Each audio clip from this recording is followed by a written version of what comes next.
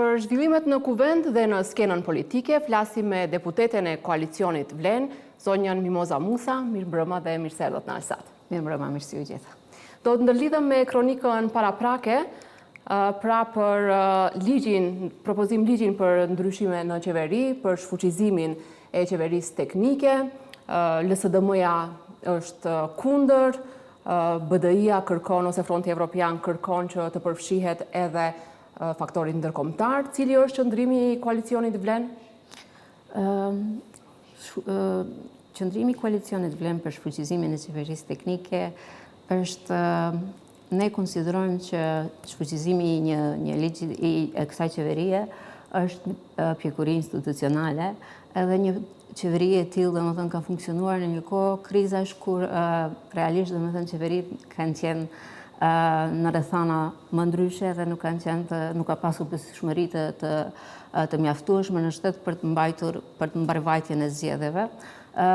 Tani me qeverinë e re mendojmë që janë krijuar kushtet dhe duhet të rikthehet besimi institucional në qeverinë dhe në shtet. Andaj qeveria Vleni realisht mbështet shfuqizimin e qeverisë teknike, por në takimin e liderëve është theksuar që të votohet tani, por të hyjë në fuqi në zgjedhjet e ardhshme parlamentare kur do të mbahet. Ashtu, por fakti që LSDM-ja është kategorike kundër, do të insistoni pasi qeveria teknike erdhi si rezultati një konsensusi mes gjitha partive politike.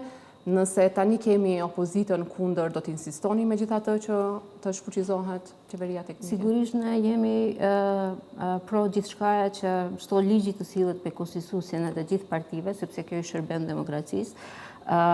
Do mundohemi që në maksimum të japim anët pozitive të shfuqizimit të kësaj qeverie, edhe të jemi në komunikim të përbashkët me gjitha palët në këtë rast.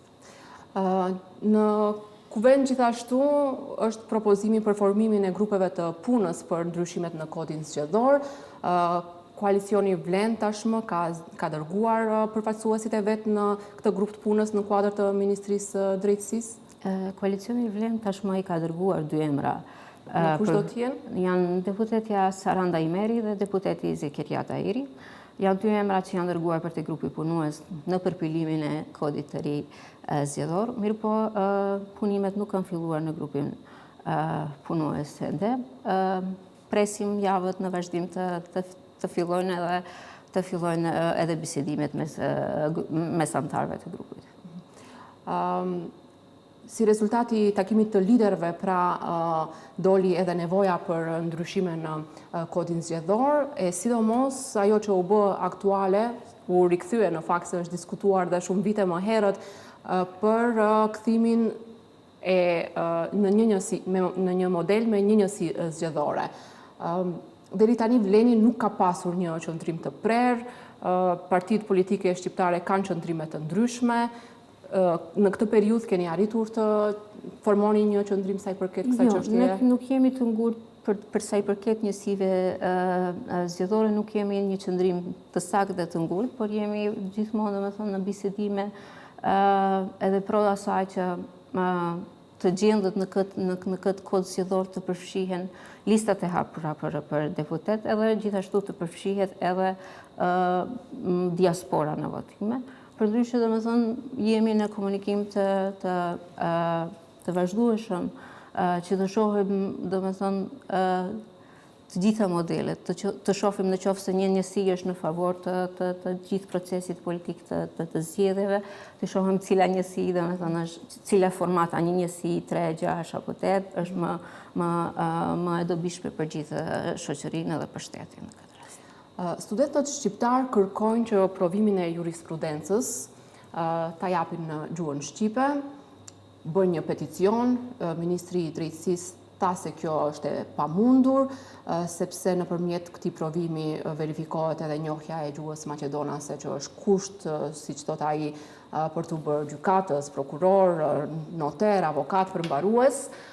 Sot kishte deklarat zoti Bekim Sali, zëvendës kryeministri i parë.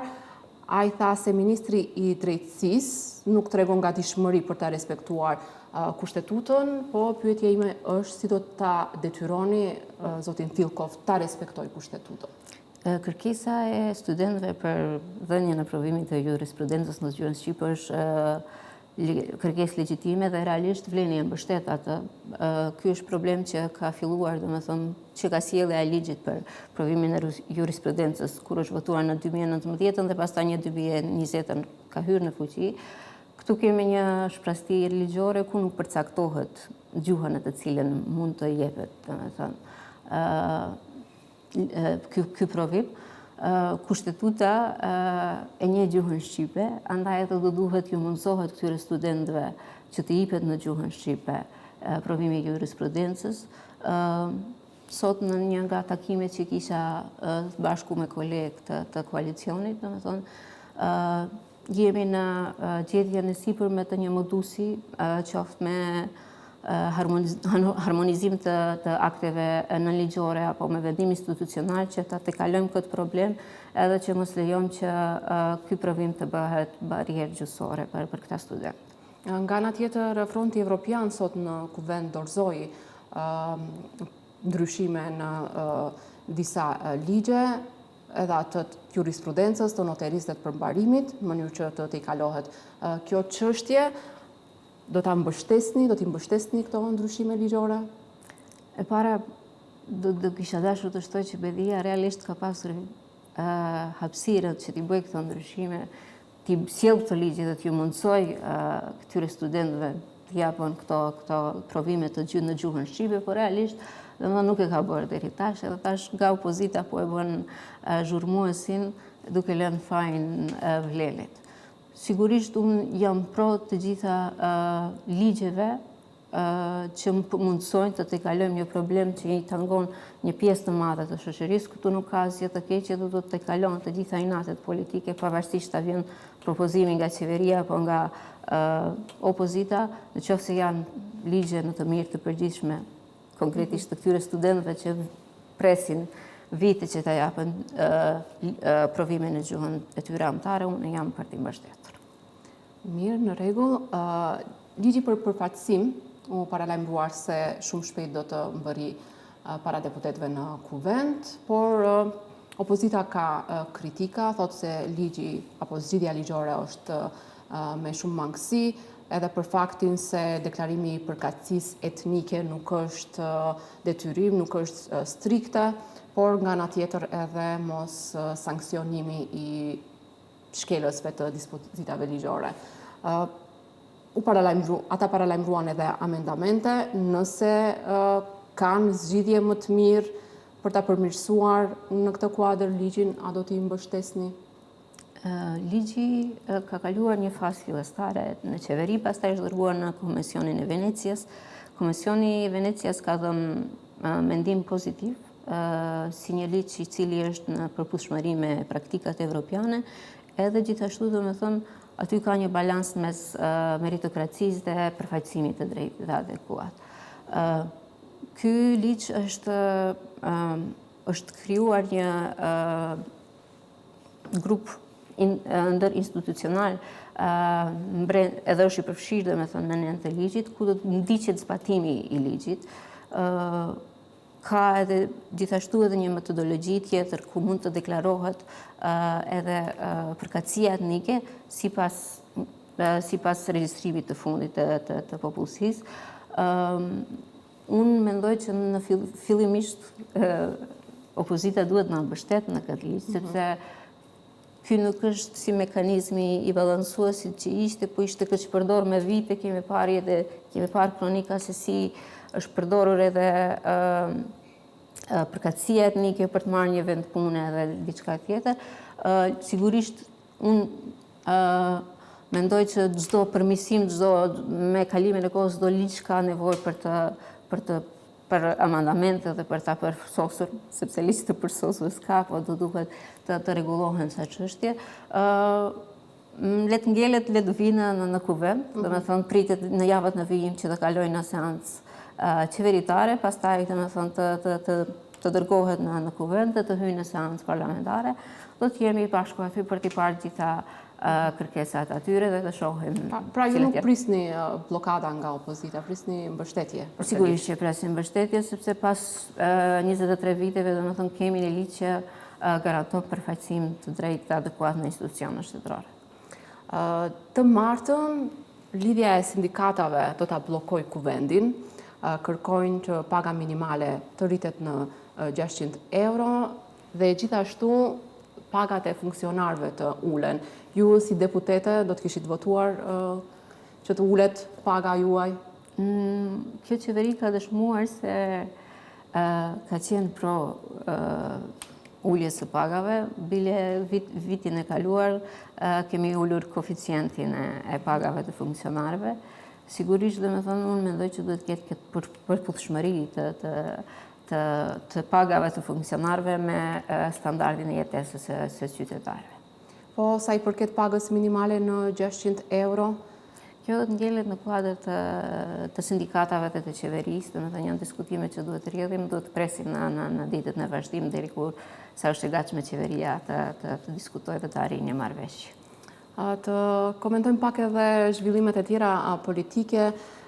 Ligjet e fundit në kuvend u mbështetën edhe nga deputeti Ilir Demiri, ish bashkëpartiaku juaj. A ka ndonjë afrim, a mund të kalojë ndoshta dhe bëhet pjesë e shumicës parlamentare ose jo, ka ndonjë kontakt me të?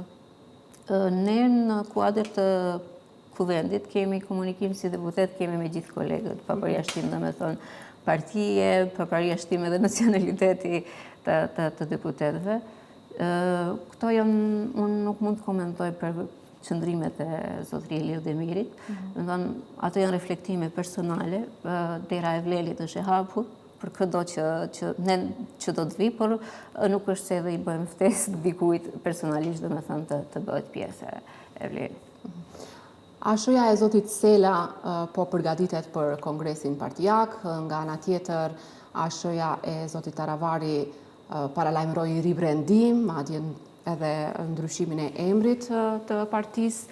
Ju si ashë që mbetet në Vlen, çfarë planesh keni konkretisht? Mbeteni në Vlen, mendoni të formoni parti, ose si do të veproni më tej? Qëndrimi jonë mendoj që ka qenë i qartë nga momenti që kemi vendosur të rim në Vlen në maj të 2025-s.